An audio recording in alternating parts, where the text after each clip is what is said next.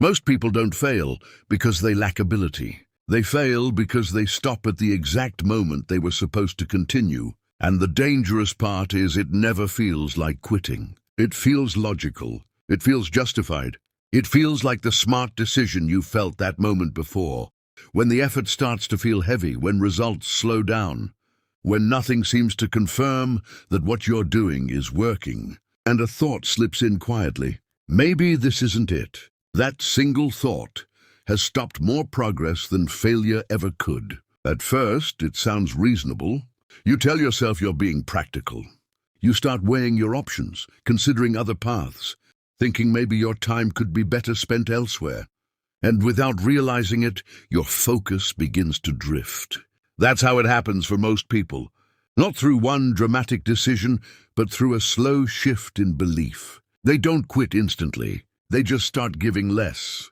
Less effort, less focus, less consistency, until one day they're no longer moving forward at all.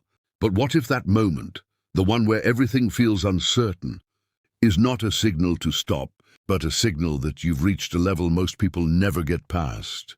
What if that resistance you're feeling is actually part of the process?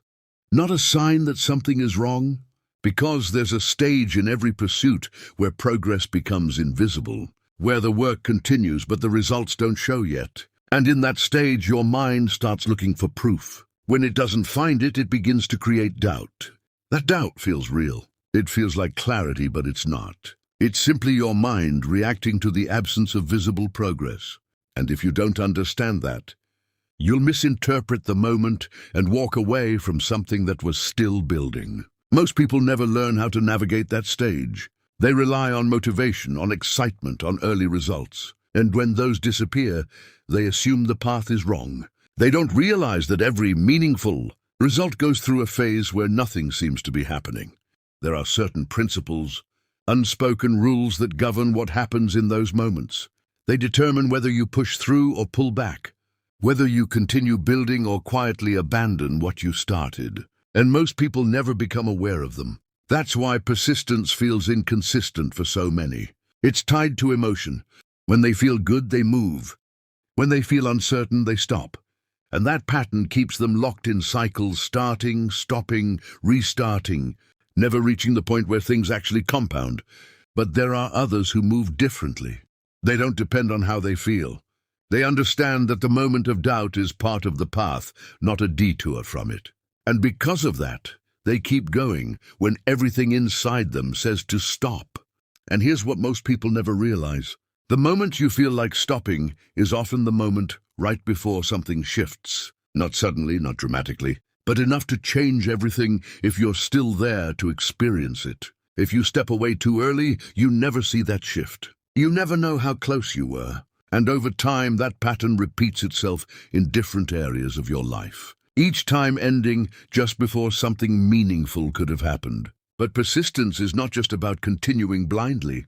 It's about understanding the structure behind progress, recognizing the stages, knowing when doubt is a distraction, and when it's feedback. That awareness changes everything, because once you understand those laws, persistence stops feeling like struggle.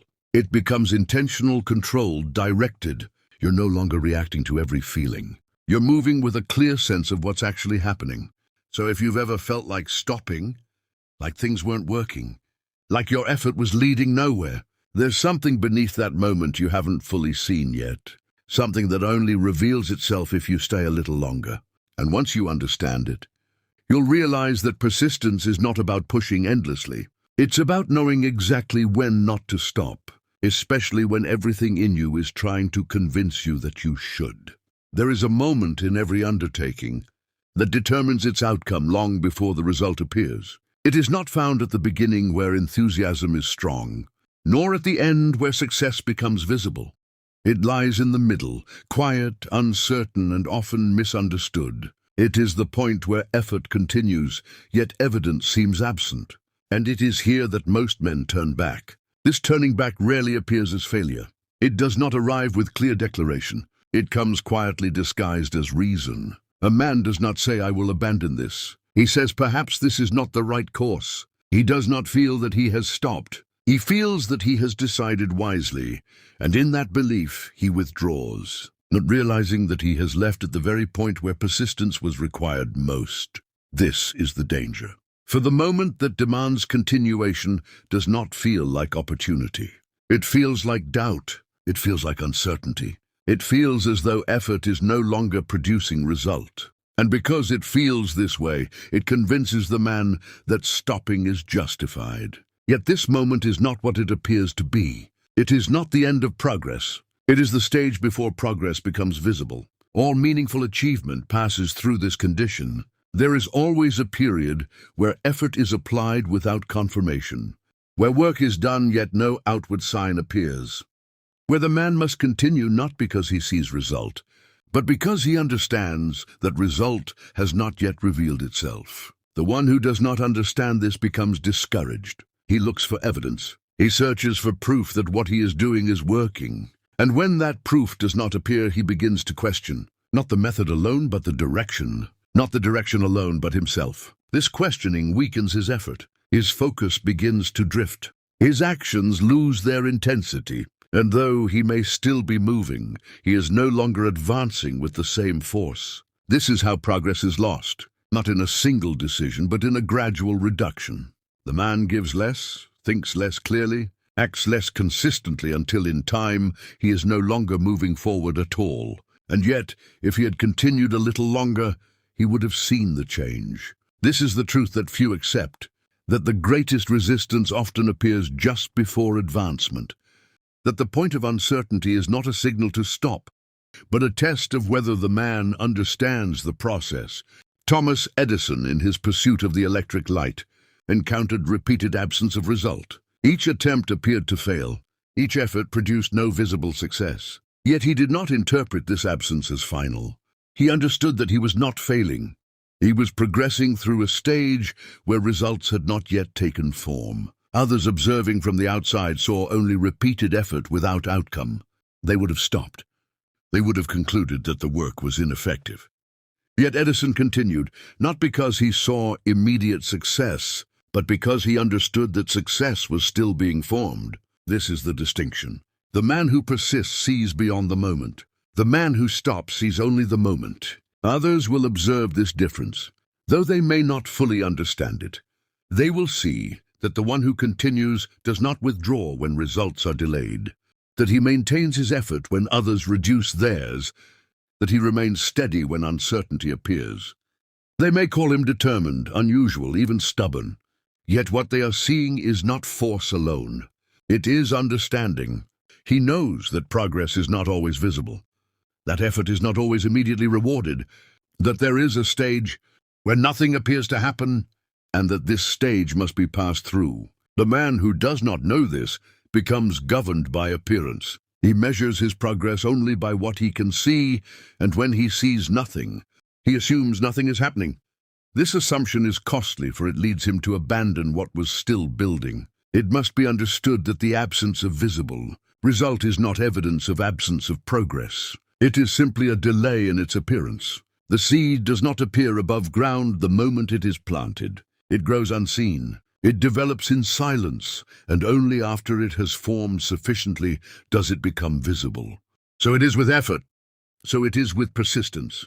The man who understands this continues without needing constant confirmation. He does not require proof at every step. He trusts the process, and in that trust he maintains his direction. Others may not see what he sees.